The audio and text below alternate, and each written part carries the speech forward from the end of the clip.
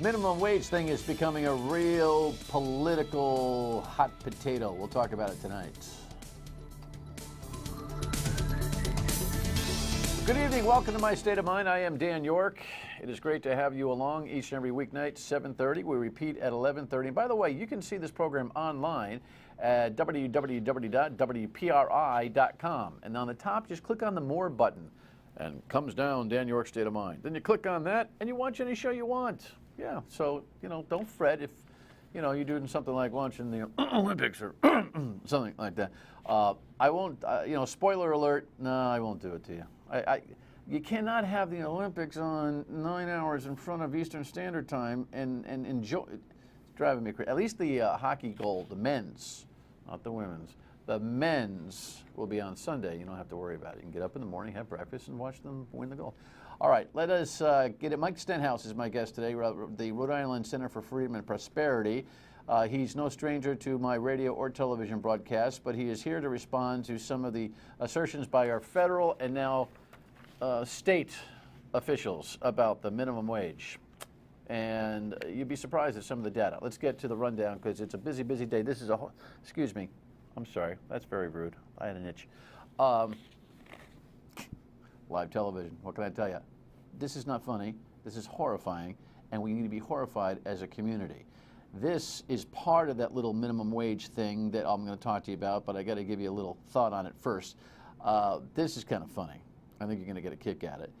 And what else do we have? That, I don't know who was drinking what when they came up with that one. It's nice to see that an ongoing conversation here on this program is still being paid attention to. And every once in a while, the fellas get a little out of control. Let's get to it. Boom. First item. Here it is. Horrifying number. Here's the headline. 7 more die of overdoses in Rhode Island. Now, the 7 is a horrifying number. But inside that story in the Providence Journal today reads the following. We've had 45 overdose deaths in this state since the beginning of the year. That works out to about a death a night, a day. Most of them are heroin. Most of them are fentanyl-induced or laced heroin. This is horrifying, just horrifying. There was a forum last night at the Marion Hospital. Walt Buteau emceed the event, and Todd Wallace covered the event and talked to one woman, God bless her, whose family has dealt with an awful double tragedy. Reynolds had 2 sons that died. Paul was 22 when he overdosed on heroin in 2004. Teddy was 30 when he died in 2010, also from an overdose. Their dad found them both. Went upstairs and opened the bathroom door, and there he was, slumped over. And again, Friday morning, the dad got home from work again and found his second son. There have been 7 overdoses since Friday in Rhode Island, and every number has a face. Yeah, this is unbelievable, and this is your vision of some doped up person on the street type of thing, which is a bias we shouldn't carry anyway. But I you know what I'm thinking.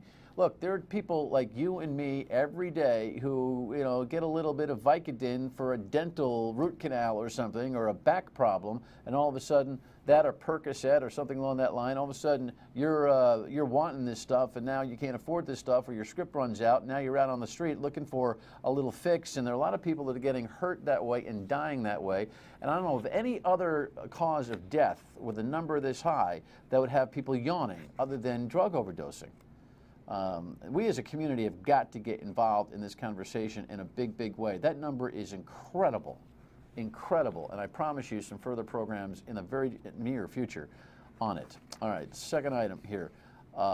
Really, Treasurer Gina Raimondo, look, she's not been doing well with me, but that doesn't mean anything. I'm just one little chubby guy on the televisions. But sometimes you got to point this kind of stuff out. This came out in a fundraising email from Gina Raimondo today. She talks about the minimum wage and her goal to get a 2015 $10.10 minimum wage. And she writes the following: nearly 2/3 of minimum wage workers are women. So a raise would immediately help women and their families, but our Congress, which is 80% male, hasn't passed one. Oh, come on. Now it's gender politics on the minimum wage? Really? All this pre-programmed, political gobbledygook by consultants make candidates like Gina Raimondo feel less and less real. Never mind that she's still promoting the idea that someone, in her words, making $15,000 needs to be able to pay the rent, put food on the table, raise kids, clothe them. Ugh. The arguments are so inverted. We'll talk to Mike Stenhouse about this as we go. But I didn't realize now that we have a gender argument here when it comes to minimum wage. Moving on to other gubernatorial candidates. That's the tease, but there's two conversations here. Take a look at this headline off the web. This is a press release from this organization, which is like the science organization. I forget the name of it. I have it here, but don't worry about it. It's a national science and fitness organization, whatever. But this health group, how's that? They question Michelle Kwan's dual roles as both the member of the President's Council on Fitness and Coke ambassador. Now, make sure you understand that's Coca-Cola, not that. You know what I mean? But that would be really bad. That would be a conflict. It's all about this. Look at this ad. This is the Sochi ad. She's one of the 4 premier endorsers of Coca-Cola. Now, listen, I've been off carbonated sodas for 3 years. And look how skinny I am. You know what? If I drank it, I'd be even wider on the television. Feels good to be off it, even though I crave a Coke every once in a while. Well, she is on the Nutrition Council, right, with the president. At the same time, we're learning about all these sugary carbonated drinks that are not so good for you. And so this science outfit is pointing out that perhaps she's got a little bit of a conflict. That's her first problem. The second problem is kind of like, where she lives. And I'll come back to that in a second. But I remind you of her husband, Clay Pell, candidate for governor, Democrat, talking to Tim and Ted on Newsmakers a couple of weeks ago. We just like to play this because it's so funny. How long have you lived in Rhode Island full time? Have you ever lived a full calendar year in Rhode Island? Rhode Island is my home. It's the place that Michelle and I got married, that we want to raise our family. I have been coming to Rhode Island ever since I was a child, but I became a resident of Rhode Island in college. I've been a resident ever since, and it's the place that I'm invested in, committed to, and the place that I don't want to see suffering as it is now. So you have lived a full calendar year in Rhode Island? Well, I've been a resident of Rhode Island since college, and I'm sure during those times I've gone to other places during the year, but I've been a legal resident of Rhode Island since college. This is my home. This is the place I am fighting for. I always give Tim and Ted kudos for suffering through that conversation. We got a little problem here. Look at that ad closer. Laura's going to zoom out. Can you read that little bottom bio section? Hometown, L.A. That's okay. Lives in Washington, D.C. Unless they're living separate lives, somebody better do some paperwork or move. Stay tuned. We'll figure out what the truth is. When you're sweeping in to run for governor, you really ought to establish some feet on the ground. That includes your very, very popular wife. Next item. The inmates vote. Speaking of Coke, who was on Coke when they came up with that? Look at this headline. ACLU sues city over redistricting. This is the funniest thing I've ever seen in my life. The ACLU has been on a roll. Usually I'm like, 4 out of 5 items that they come up with, I'm like, whoa. But they've been on a little bit of a roll. They're suing the city of Cranston for a 2012 reconstitution of the voting wards. You ready for this? About 3,400 residents in Ward 6 live here. Yeah, that's the ACI. What you need to remember is that most people are in there for felonies and aren't allowed to vote by law. And the rest aren't really Cranston residents. They're coming from all over the place. And so what it does with 3,400 people in the ward living there, it puts a complete imbalance as to how the representation goes. I mean, who was smoking the you-know-what when they came up with the idea that they would include the 3,400 people at the ACI as voters or potential voters in the ward? ACLU will win this one. Guys in Cranston, settle this and change the way you count the wards. Dummies. All right. They deserve dummy. They really do. Last item, or almost last item, just an update. It's nice to see the Davy Lopes pool is back in the news. The commission will hold its first meeting. This is after all the hullabaloo when the mayor kind of cried uncle and the city council took over the conversation about the funding of the Davy Lopes pool that the Tavares administration wanted to close. Your beautiful pool, you've seen it so many times. Isn't that just pretty? Look, it's been unused here for the last summer or two. It's nice to see that the commission is meeting on March 4th. They're actually going to pay attention to this, and maybe before the warm weather comes, we'll have a solution, water in that pool and kids who can go swimming in 90-degree summer heat. Good work. We'll check in with that next week. And finally, on a very light note, speaking of the Olympics, what was going on here? NBC Sports asked the question, too much Austrian partying cost them a spot in the quarters? Yeah, seems like they got a little excited, the fellas did, when they beat Norway 3-1 the other night. So they went out to have a few pops, which turned into a few more pops, which turned into a few more pops, which turned into partying until 6 o'clock in the morning. And the next day, they got blown out by Slovenia 4-0.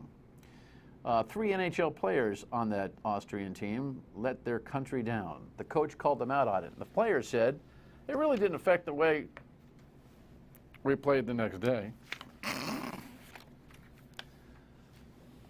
Even the highly trained athletes need their Betty Bye and some aspirin. All right, minimum wage, the truth when we come back. Stay with us.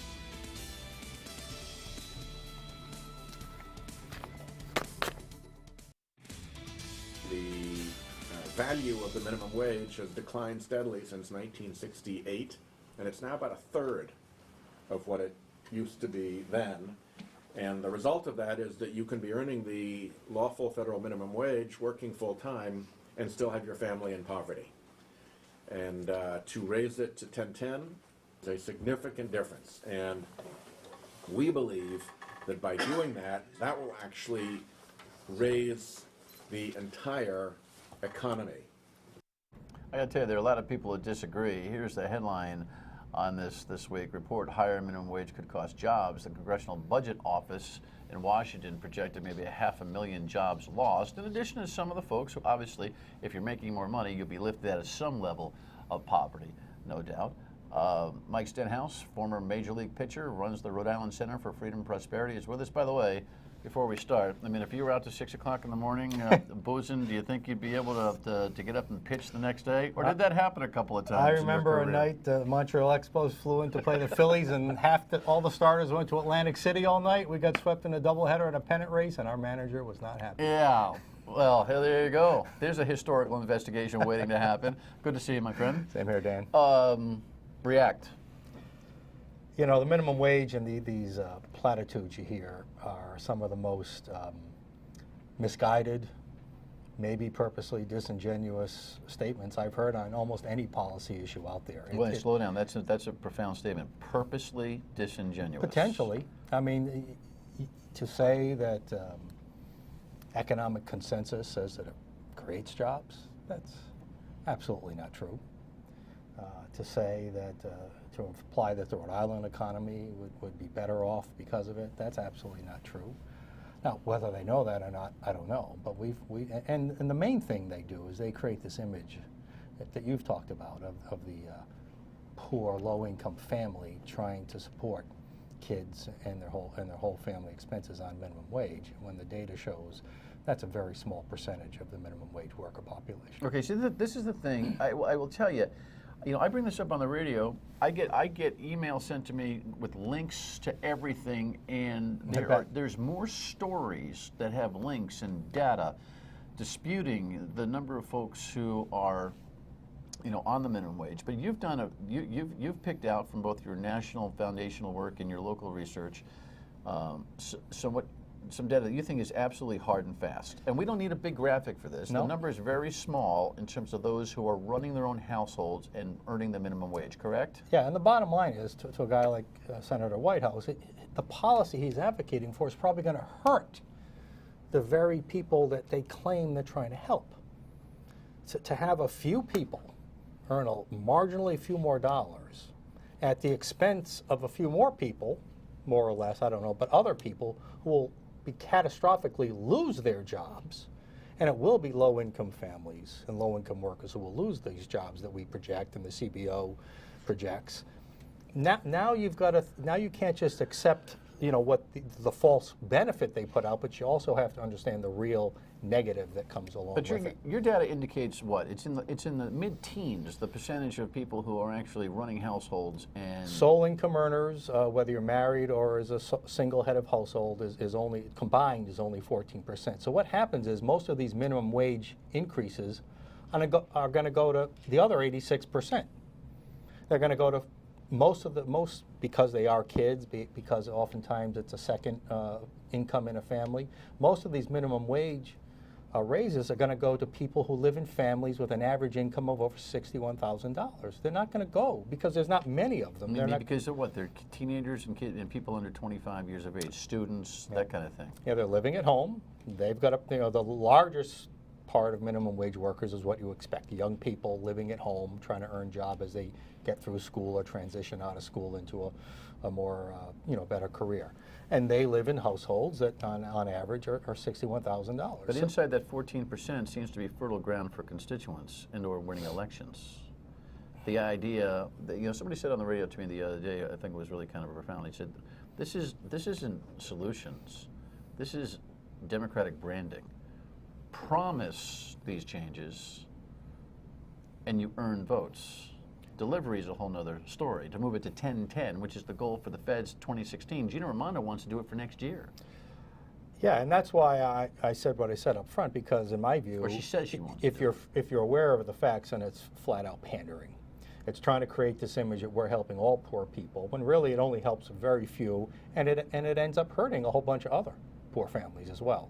It's flat out pandering, and it is disingenuous. I'm sorry. All right, when we come back, we'll talk about the politics of this a little bit more, and little devil's advocacy arguments. Stay with us. This is an issue which shouldn't be a partisan issue. This is the issue of raising the minimum wage is overwhelmingly supported by the American people, Republicans and Democrats. People understand it's the right thing to do. It will bring almost 5 million people, 4.5 million people out of poverty when fully implemented. It will provide increased income for almost 30 million, 28.5 million Americans. Tens of thousands of Rhode Islanders will feel a benefit immediately. Congressman Cicilline at this forum that Senator Whitehouse sponsored on the minimum wage the other day, he cites polls, and I've seen them, that are in the high 60s, low 70s, where people are asked, do you think a minimum wage increase would be okay? And people say yes. Why do people say yes? They don't think through it? They don't think through it. I think they see the money coming from rich capitalists going to poor low-income families, and like we just said, it's really a transfer from low-income families who lose their jobs to other minimum wage workers who will get a small range. The one thing that we have to be honest about, though, I think, is that corporate America has kind of relied on, the idea that there are certain entitlement benefits that exist within the federal system that help minimum wage employees to get along in life. And so if you're operating behind, what they don't tell you is under the poverty level, there's a lot of subsidy. Yep. And corporate America has been kind of taking that ride. So if we're going to have a minimum wage conversation, we should have a comprehensive earnings conversation involving all the parties at the table, to use the phrase. Don't you agree? I agree. I mean, it's a cost of labor. Employers should be part of the discussion. There's no question about that. And the other thing that... Well, my point is that companies are riding out, paying people low, right, keeping them in poverty because they're getting subsidy for being in poverty. And so if we raise minimum wages, it seems to me that we should be in a place where at least corporate America has to know that some of these benefits to their employees are going to go away. Yeah, but what we want, see, this is like health care and that kind of thing. You don't give the part-timers what we want is a healthcare. growth economy where we're actually competing for workers, right? And nobody will pay a minimum wage because you have to. They're growing so fast, everybody needs workers. And it's like that in Montana, North Dakota. We saw a report, hardly anybody makes minimum wage because you can't. You have to pay more to get people to work for you. Their economies are so good. So we keep doing things that hurt our economy, and it forces us into these tough decisions of public assistance, minimum wage, all that. The idea that someone would say, hey, look, you know what, there'd be a X number, a couple of dollars an hour times all the folks, there'd be hundreds of millions, if not billions of dollars that are poured back into the economy by the folks who have that money in their pocket. That's the argument that is made. If that were true, Rhode Island is #1 in the nation in redistributive income to low-income families. If that were true, we'd have the best economy in the nation. We have the worst economy in the nation. If that were true, right? $10.10 is the alleged goal here. Angel DeVeris 2 weeks ago said, I'd like to do that over 3 years. Gina Raimondo competitively came out and said, why wait? Let's do it in a year. This is going to be a big discussion in the campaign. How do you see it bearing out? I don't know. I don't know. I haven't seen the statements from the candidates, but we're happy to engage. This is our role, is to provide the research and the other side of the debate, and not just accept what the political class tells us because they want votes. And by the way, on this data, PolitiFact kind of screened your assertions on minimum wage and came up, what, true? Flat out true. Yeah, so it's not always easy to get a true from PolitiFact. The No. Center for Rhode Island Freedom and Prosperity, the Rhode Island Center for Freedom and Prosperity got a true, and I got the name right. I always struggle with it. The conscience, in a lot of ways, getting a pretty strong foothold here in Rhode Island. All right, Mike's going to come back in not too short of the time, a couple of weeks, to talk about some other initiatives. Always great to have you. Thank you, Dan. All right, Mike Stenhouse. When we come back, your state of mind. Stay with us, please. By the way, you know, just because Mike Stenhouse shows up and argues about the minimum wage his way doesn't mean you can't hear either. If you've got a point of view, you can call 228-1886 and leave a voicemail. We'll run it. Email me at stateofmind@myritv.com or tweet or Facebook post to us. But listen, you can ask to be a guest in the program. And if you want a seat fighting at the table, just take it. Here's a Facebook post on a previous conversation. 18 years ago, legislature kicks the can down the road. A couple of years ago, the treasurer, among others, supposedly fixed the pension crisis. Simply a math problem, not a people problem. I followed the first 4 lines. I have no idea what Ken meant in the second one, but at least you're paying attention.